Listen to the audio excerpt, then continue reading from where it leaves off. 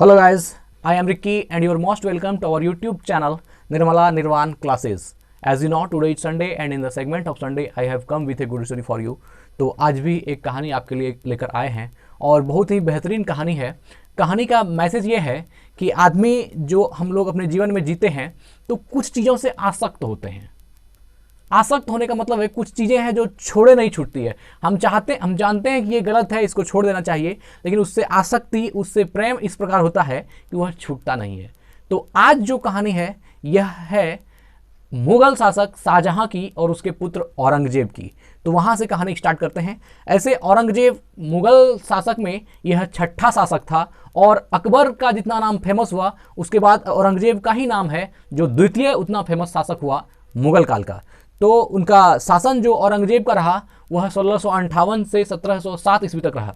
उन्हीं के दरमियान की एक घटना है जब शाहजहां की उम्र बहुत ढल चुकी थी और औरंगजेब अपने चरम पर था। अपना भाई दारा है ना, औरंगजेब के 4 पुत्र थे और उसमें 2 पुत्रियां थी, दारा सिको है ना, सुजा और औरंगजेब, और एक मुराद बख्श था। तो जो दूसरा पुत्र था शाह सुजा के ही नाम पे हमारे गांव का नाम सुजाल करमा पड़ा है। तो वह भी जो है एक औरंगजेब के भाई है और शाहजहां का दूसरा पुत्र है जिसके नाम पर पड़ा है। तो मूल कहानी यह था मित्र कि जब वो शाहजहां बूढ़े हो चले तो औरंगजेब उनको जो है आप जानते हैं बहुत क्रूर था और उसने शाहजहां को कैद कर लिया,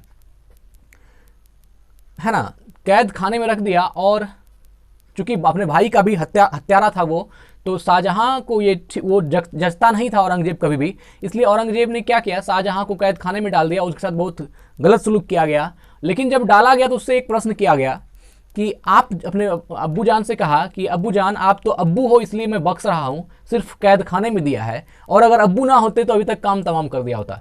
तो शाहजहां कहा अगर तुम्हारी इच्छा है तो तुम वह भी कर सकते हो। लेकिन औरंगजेब ने उनके प्रति थोड़ा सा ये दिखाया कि आखिर अब्बा जान है।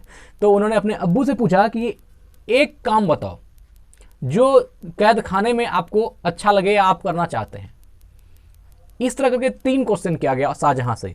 पहला प्रश्न यह किया कि तुम अपने साथ किसको रखना चाहते हो, साथ नहीं मतलब एक कोई ऐसा ऑप्शन दो जो तुम्हारे सबसे करीबी हो।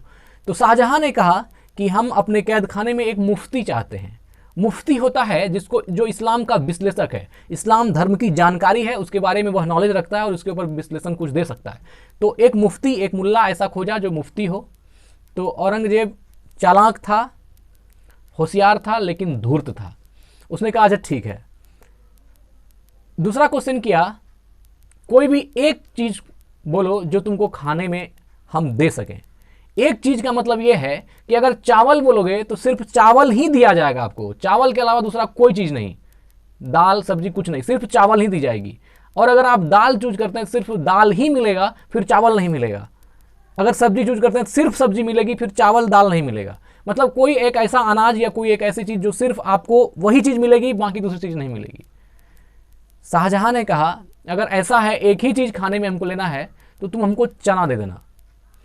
क्योंकि चना, शाहजहां को लगा चना एक ऐसा चीज है जिससे हर चीज बनाई जा सकती है, सत्तू भी, दाल भी, उससे पकवान भी, मतलब चना से हर चीज, मतलब चना जितनी वैरायटी को बना सकता है दूसरा कोई भी अनाज नहीं है जो उतना वैरायटी पैदा कर सकता है। इसलिए शाहजहां ने चना मांगा। तो औरंगजेब ने कहा ये एक बात तो मान गया अब्बूजान, आप सच में शासक हो और जो शासक की जो प्रवीणता होती है, जो बुद्धि होनी चाहिए, वो तो आप में कूट कूट कर भरी है।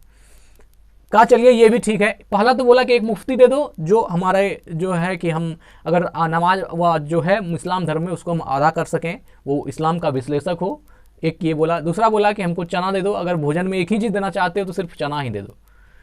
तीसरा प्रश्न किया गया अगर आप कोई काम आपको दी जाए तो आप किस काम को पसंद करोगे। औरंगजेब ने अपने फादर से कहा कि कौन सा काम आप पसंद करोगे।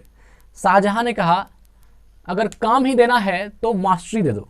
मास्टरी मतलब मैं एक शिक्षक का जो है काम करना चाहता हूं, मैं बाकी लोगों को पढ़ाऊंगा और एक मदरसा खोलने की मेरी इच्छा है। मतलब अब जीवन का अंतिम क्षण में है, जब कैद है तो कुछ तो करना ही होगा, ऐसे तो जिंदगी कटेगी नहीं। और वह इतना क्रूर था कि औरंगजेब मानने के लिए तैयार था नहीं, बाहर निकलने देता नहीं, उसकी मृत्यु कैद खाने में ही होती। तो शाहजहां ने कहा कि हम मास्टरी को ही चूज करते हैं कि हम बच्चों को पढ़ाएंगे और जो है अपना जीवन यापन जैसे होगा कैद खाने में ही रहेंगे, एक मदरसा खोलेंगे या जो भी उनका शिक्षा हो। उन्होंने मास्टरी की बात की। औरंगजेब हंसने लगा और कहा कि यह भी बहुत ही ज़्यादा चालाक हो। अब अपने अब्बूजान को कहा कि आप बहुत ही ज़्यादा चालाक हो, शाहजहां ऐसे ही शाहजहां नहीं है। तो बोला मतलब मौका ये खोजते हो कि अगर थोड़ा भड़ास निकालनी हो, थोड़ा गुस्सा दिखाना हो, तो वह मास्टरी एक ऐसा बिजनेस है जिसमें वो भी दिखाया जा सकता है। आप सामने वाले को कुछ समझा रहे हैं, नहीं समझा, थोड़ा आप उस पर भड़क भी सकते हैं, गुस्सा भी सकते हैं, वहाँ सब चलता है।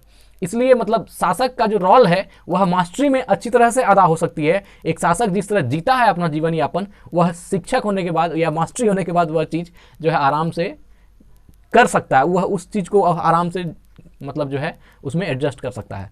तो औरंगजेब कहा कि बहुत ही तेज हो, तो लेकिन वो धूर्त था, उसने उसकी एक न मानी। औरंगजेब को जो करना था वही किया उन्होंने, वह तो धूर्त था ही, उसने उसकी बात तो नहीं मानी। लेकिन बाद में शाहजहां ने कहा अच्छा ठीक है, तुम मेरा कोई भी बात मत मानना, लेकिन एक काम कर दो। औरंगजेब ने कहा अब कैद खाने में आपका एक काम कौन सा रह गया। बोला सिर्फ इतना कर दो कि तुम्हारे जिस राजभवन के किले में मैं हूं, यहां से एक झरोखा आगे खुलवा दो, जिससे कि मैं अपना ताजमहल बैठे बैठे देख सकता हूं। मतलब कि मैं यहां बैठा रहूं और ताजमहल हमको दिखे।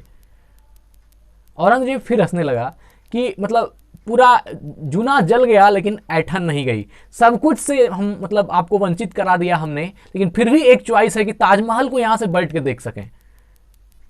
तो इस बात से औरंगजेब बहुत हंसने लगा और शाहजहां ने तब यही बात कही कि यही तो मतलब इंसानियत, जो आदमी है, मानवता है, उसमें एक यही तो सबसे बड़ी बीमारी है कि वह जिस चीज़ से आसक्त होता है वह मरते दम तक, शरीर तो बाकी शरीर को कैद किया जा सकता है, उसकी शरीर को जो है एक कैद खाने में डाल दिया, लेकिन उसके मन के अंदर जो आसक्ति है वह आज तक बनी हुई है। इतना बूढ़ा होने के बावजूद भी मैं इस चीज़ को नहीं भूल पा रहा हूँ कि मैं एक शासक था और मैंने ऐसे काम किए, ऐसी चीज़ें की। मतलब जो लगाव उनको जिन चीज़ से था वह अभी भी कैद खाने में जाने के बाद भी वह खत्म नहीं हुई। तो कहानी का मैसेज इतना था कि ये आसक्ति बनी रहती है और जितना ही ज़्यादा लोग आसक्त होते हैं उतना ही वो दुखी होते हैं, और अगर आसक्ति जितनी कम हो जाए उतना ही दुख कम हो जाता है। आप किसी भी संत महात्मा की ज़िंदगी को देखें तो आप इस बात को पाएंगे कि उनकी आसक्ति कुछ थी ही नहीं। आसक्त नहीं होने के बाद क्या होती है, जो है आदमी खुश रहता है, चूँकि मतलब डिपेंडेंसी कम हो जाती है, किसी दूसरी चीज़ पर आप आधारित नहीं रहते हैं। अगर आप शांति से बैठे हैं तो बैठे हैं, लेकिन अगर एक आदमी को आपके बगल में बैठा दें जिसको कुछ पाने की इच्छा बहुत तीव्रता से हो, तो क्या होती है, उनका लाइफ जो है बेचैन, उसको कुछ पाने का जिसको पूरा ज़्यादा ये हो जाती है, तो वहाँ क्या होता है, वह किसी एक चीज़ के प्रति आसक्त होता है और उससे क्या होती है, आदमी की जो शांति है वो छीन होती है। तो कहानी कैसी लगी बताइएगा कमेंट बॉक्स में। धन्यवाद।